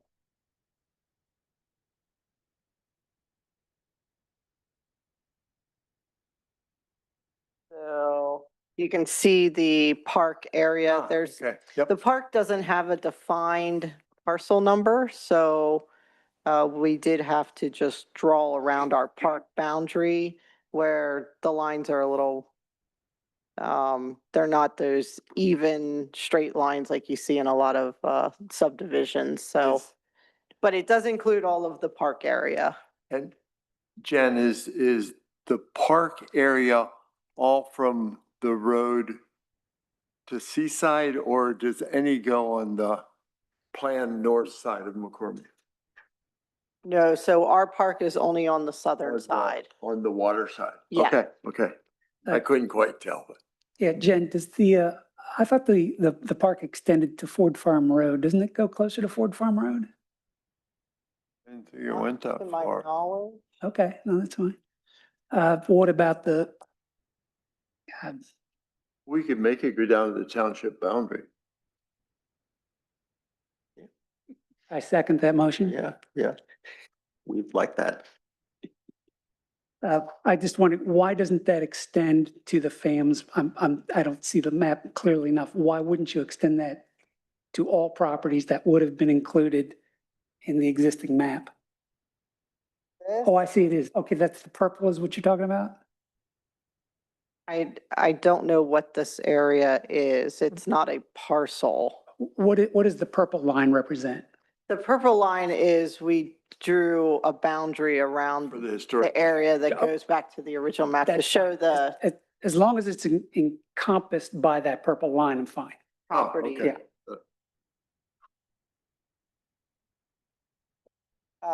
So before you is an ordinance to amend that map. We have a draft before you. What we did was we also included tax parcel numbers and property address locations so that there's, again, a clear understanding within the ordinance as to which properties apply to each respective district. And then this ordinance would just need to be advertised and adopted before it would officially change the maps. Oh, okay, so this isn't to adopt the ordinance, this is to advertise the, To advertise the ordinance for adoption at a future meeting. okay. And Yes, so then when we prepare that, you'll have that updated yellow Yeah, breaches yeah. portion in that.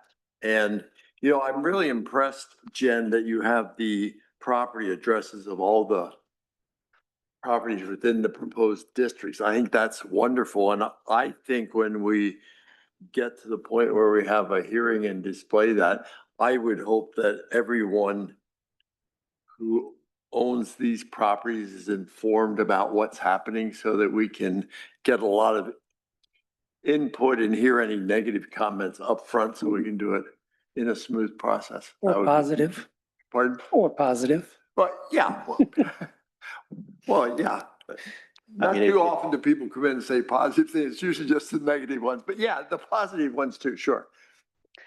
No, Can I just, yeah, are you done? yeah. I just I need some clarification on section 1C. Yeah.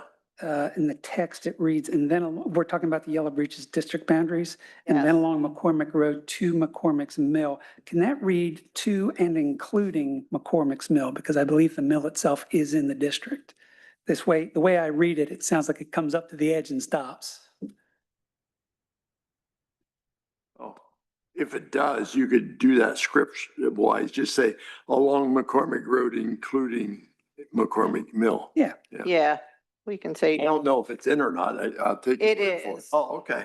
So that would be fine. You It's could- just under the old language, it ended at the mill. So I think with just that language too just carried over, but we can say including McCormick's Mill. Okay, and I had one other quick question. I just need some clarification, getting back to the Shepherdstown Historic District. The property adjoining 1939 South York Street, it is not shown. If I'm reading the county parcel viewer correctly, it's identified as South York Street. There's no address. So I'm talking about 4228 240 2419-005. So the 005 property adjacent to 1939 South York Street, that appears to be used by 1939 South York Street? Yes. Please come to the microphone. Give us your name and address, please. Remember, you're the best one to answer the question. Go ahead. Yes, sir. My name is Christopher Shirk. I'm the current resident at 1939 South York Street. The reason I'm here today is I saw that you guys were discussing this particular item. In regards to that question, I do own both those parcels as one property. I purchase them as shown, however they are considered under my current mortgage, at that address. Okay, so the, So can you zoom that up? I'm not sure where we're talking. It would be Oh, the, yeah, where your approval line currently is actually dividing my, current property into two. Oh. And no, it's so two- You actually own up to where the hand is. On that? Correct, sir. So that property is, if I were to sell that, property today, it would include both those parcels because my garage is actually on that second parcel there, as you see. But you never consolidated the lot, Currently, no, sir. but that might be your intent someday, or was there any reason not to include that parcel in? Well, so that was never included in the existing district. So then we are talking about expansion of a district. Oh. And there's criteria we would need to Ah. meet to expand that well, I'm not, I district. don't want to go there. I understand. I just wanted, I'm really looking for clarification, not to pick a Yeah. fight here. No, we did not change the district boundary on the York Street side. The only thing we changed in Shepherdstown was we removed this property on Scenic Drive. That was the only boundary change we made. Okay, I guess I was going by the map that's on the township website, which is hard to read. It was, It is, and it's not the official map. It's not, And I think you that know was you live in a hand-drawn some historic time district. That ago. was something that was made. That's something I discovered not till recently when I received the initial notice of the, document you guys did when you hired that one particular company to do a Now, research of the district. I do have some comments regarding that. However, I don't feel that it's appropriate at this time to discuss that with you guys, given the nature of the meeting and what you guys are discussing currently. okay. But Jen, you're saying that the existing map does not include that unnumbered adjoining parcel that is part of this Correct. It property? stops at 1939 South Okay. York Street. Okay, thank you for that clarification. I mean, Yeah, sure. pragmatically, it makes sense to include, but I understand a lot of extra. Thank you very much for clarifying. That's very I was helpful. here to help you with that today. So just look at it this way, you have a historic house and you have a modern garage. Once again, sir, I have some comments on that, but I don't feel it's appropriate. It's current. Thanks for coming. Yes, sir. Did you have other questions, Phil? No, that was it. Rick, Eric? Oh, on your memo, and I guess as part of this motion, if we were to adopt it, Rose Garden would be. Removed. So Yes. shouldn't it be dissolved rather than resolved? What did I write? You wrote this district Resolved. to be resolved, Oh, this is all, I'm sorry, that's a typo. eliminated. Okay, fine, wonderful. I just wanted you to know that I read your memos, Jen. Oh, well, thank you. And thank you for catching that error. Anything else? Any comments from the audience? I would entertain action.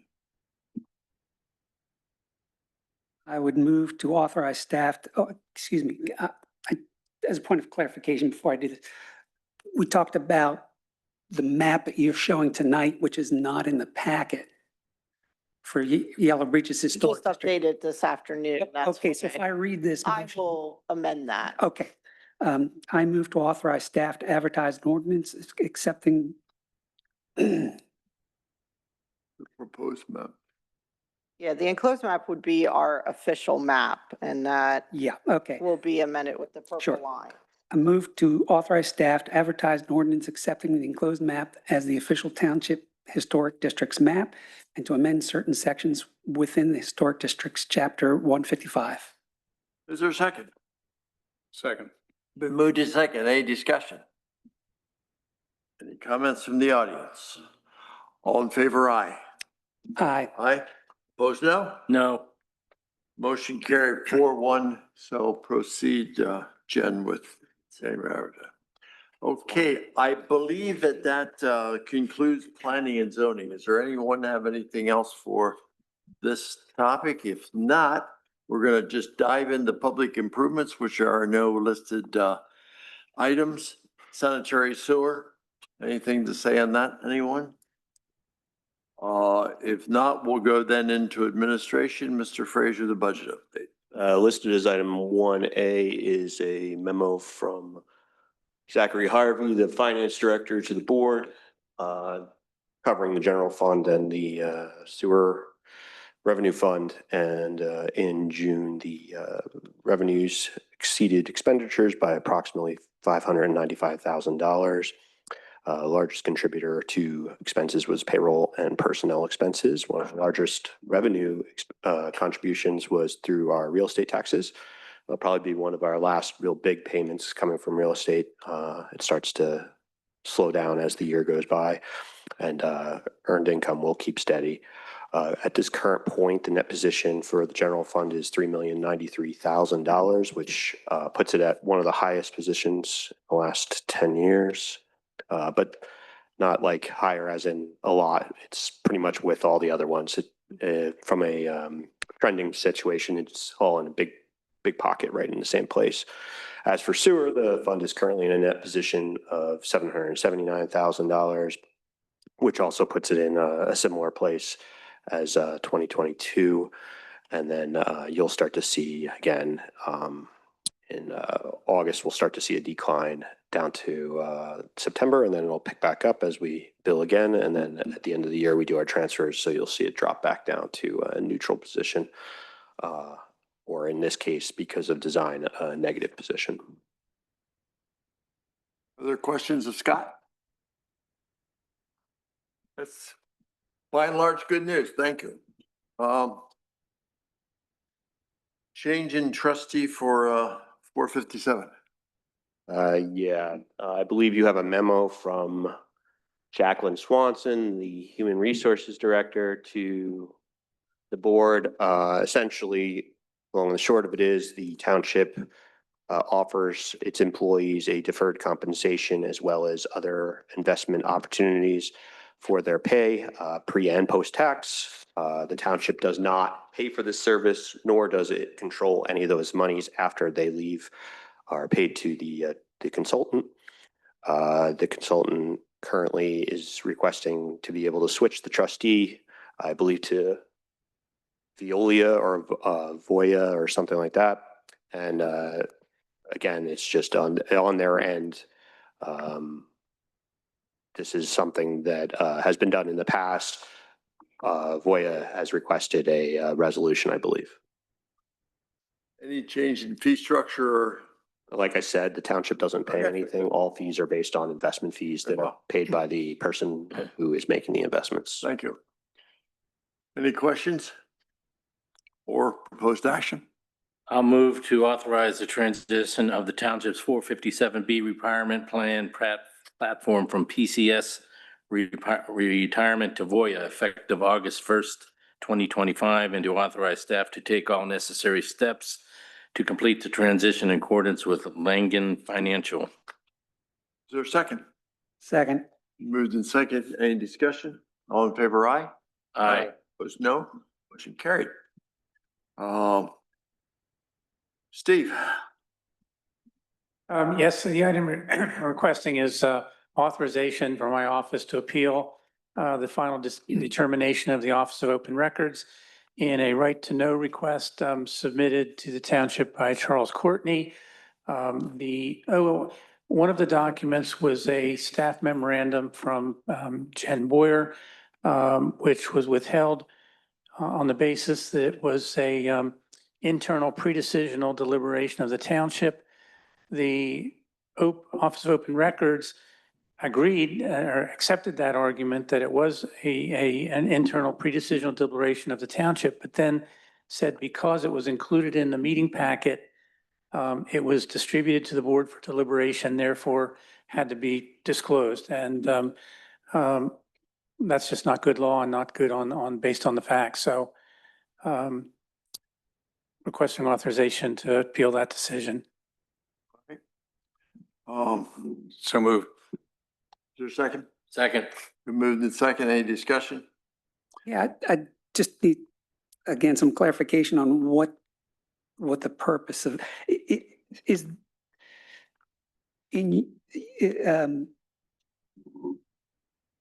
I have no further questions. I don't think it's going to add to the conversation, so I think I'll move forward. It's a bit of a nuance. If that memo had been specifically discussed and deliberated then no question, it would be a public record, but it wasn't. It was provided to the board for guidance. Right, so it wasn't included with the minutes, for example.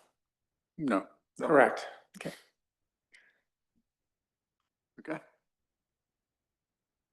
I don't, I mean, the Office Open Records ruled, I mean, we may not like the ruling.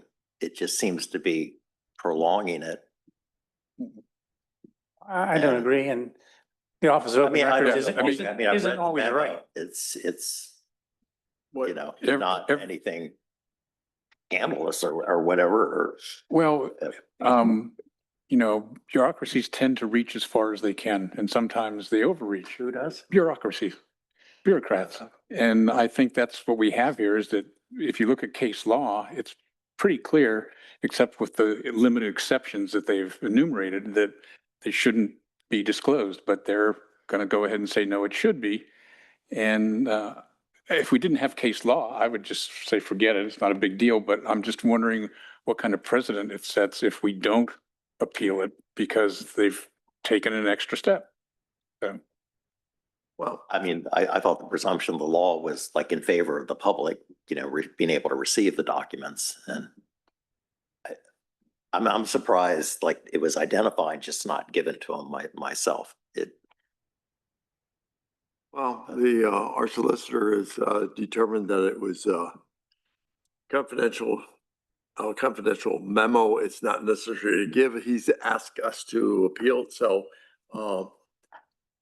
why not allow him that privilege? And if we win, we win. If we lose, well, then we'll have to release it. But at least we set a precedent for not necessarily just letting And just add more. certain requesters. More color to it. I believe it's appropriate. I mean, Mr. Courtney is what the attorney he's representing Triple Crown, whatever, in the 1206 South Market Street case. And He filed the right to know request under his own name, but yes, he's okay. representing. That's unusual then. That Yeah. he didn't identify a client. That's what I hear. Maybe I was making the wrong assumption that way. I just, How long would the appeal process take? Roughly. Going to comment, please. Maybe 8 months to a year. Okay. But it's in large part this document, but it's also a bad precedent for what's in the meeting packet. So not everything that is put in the meeting packet is intended to be a public record. Now those items that are discussed or deliberated during the public session, they become public records, yes, but. and we have the minutes of those the memo was Yes. prepared for the April Yes, and Mr. 2nd Bond- BOC, Mr. Bond- and then you feel look at. strongly about this, as do I. Okay, is there, do I have a motion on the floor? I don't, do I? Okay, thank you. Any other discussion? All in favor, aye? Aye. Opposed, no. Motion carried 4-1, and so you can proceed, Steve. I'd also like to announce that in executive session, we did have some discussions about personnel compensation, and that Tim Wendling will be our acting township manager effective Saturday. And so there will be a bonus compensation afforded him so long as he is acting manager, as well as several other adjustments, including Scott Fraser, who is willing to be on available to the board and to Tim and other staff in terms of helping answer questions regarding procedure and history and other information as a consultant. And so he will be afforded a hourly consultant fee for the time that he works for the township. Park and Recreation, I see no agenda items. Is there anything anyone needs to report, Tim? Just wanted to let everyone know the July meeting for the 23rd is canceled, and the next meeting will be August 27th at 6:30. Thank you for that. Any updates, solicitor? I have no report. Tax collection, no report, I assume? Capital, the COG had their annual auction today. I haven't heard the results as of yet. And there will be a delegates meeting next Monday. And I also will get dates out to you, but there will be a golf outing in September along with the annual picnic. MAB, have they met? They did meet, and I will forward the minutes to everybody when they're available. Thank you. And I don't have any updates on the Township Association. Is there any other business that anyone in the audience or the board wishes to? Mr. Martin, I just have a copy of the school district information on enrollment and their budget. And Maybe we it's just should 2 pages. Maybe I should have given it earlier, but I did give a copy to Joel, and I just would like to give the copy to Right. Alexis to include in the minutes. Oh, thank you. So that the public would have a context of what I was trying to talk about. Thank you. And then by way of public comment, I think the concluding microphone will be given to Mr. Fraser.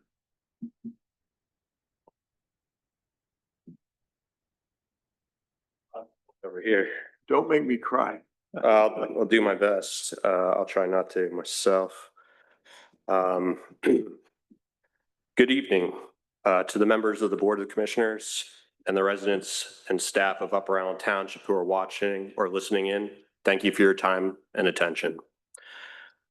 Feels a little strange to be standing here, not to discuss a budget or a new ordinance, but to say goodbye. 16 years is a long time. In fact, I've spent more time in this municipal building than I have in any single house I've ever owned. This place, and more importantly, the people in it, have been a massive part of my life. When I first started as the township manager, I knew I was stepping into a role with immense responsibility. What I didn't fully appreciate at the time was what a profound honor it would be. As an honor to serve this specific community and to have a hand in shaping the future of a place so many call home. To the Board of Commissioners, both past and present, I want to acknowledge the significant responsibilities you carry. Public service is demanding, and the navigating the path forward for a community is complex and challenging task. Over 16 years, we have certainly faced our share of those challenges. While perspectives on the best way forward can and do differ, I've always respected the office you hold, and I thank you for the opportunity to have served this township as its manager. I also want to extend a special thank you to our professional consultants, to the township solicitor and the township engineer. Your expertise and trusted counsel have been invaluable. Navigating the complex legal and technical challenges of municipal government is impossible without reliable partners, and your guidance has been essential to our success. I have always had the utmost trust in your advice. Now I want to turn my attention to the township staff. I know while most of them are not here in the room tonight, they are the heart of this organization, and I want to ensure this message is heard loud and clear.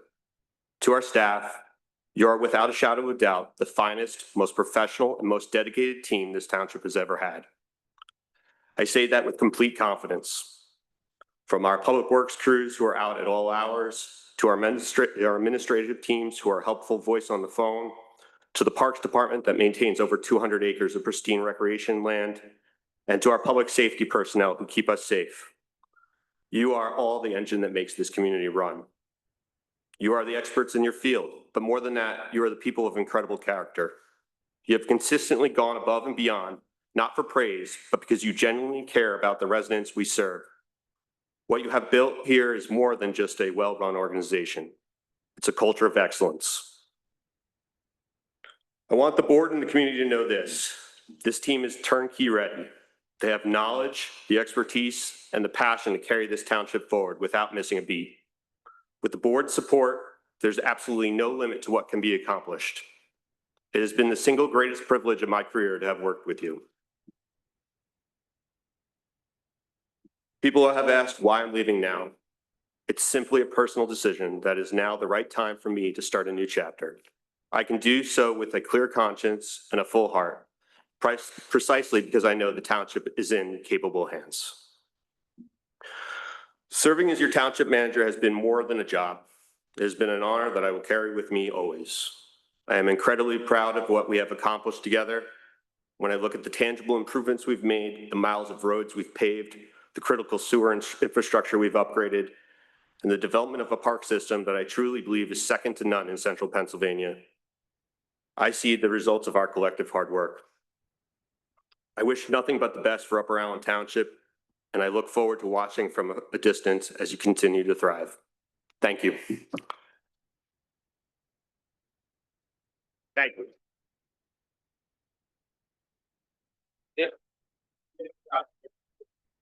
Thank you. Thank you. Well, Scott, don't observe us from too far away. You always are welcome in Upper Allen Township, whether it's announced or unannounced. Your footsteps are welcome here. And on behalf of the board and the township, thank you seems inadequate, but you have served or you have performed in this role with dedication and hard work, with true professionalism, and I mean that, and always with the best of staff and the residents in this board above yourself. And those traits are hard to mimic. So go away from this place knowing you did a damn good job. We appreciate it. We appreciate you and wish nothing but the very best for you as you continue serving in public life. Thank you very much.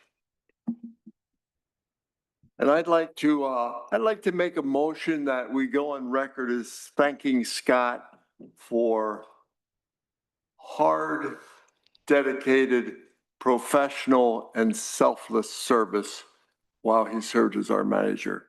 Second. All in favor, aye. Aye. Aye. Opposed, no. That's a unanimous send-off, my friend. Thank you. Okay. I would entertain a motion to adjourn. So moved. This meeting is adjourned.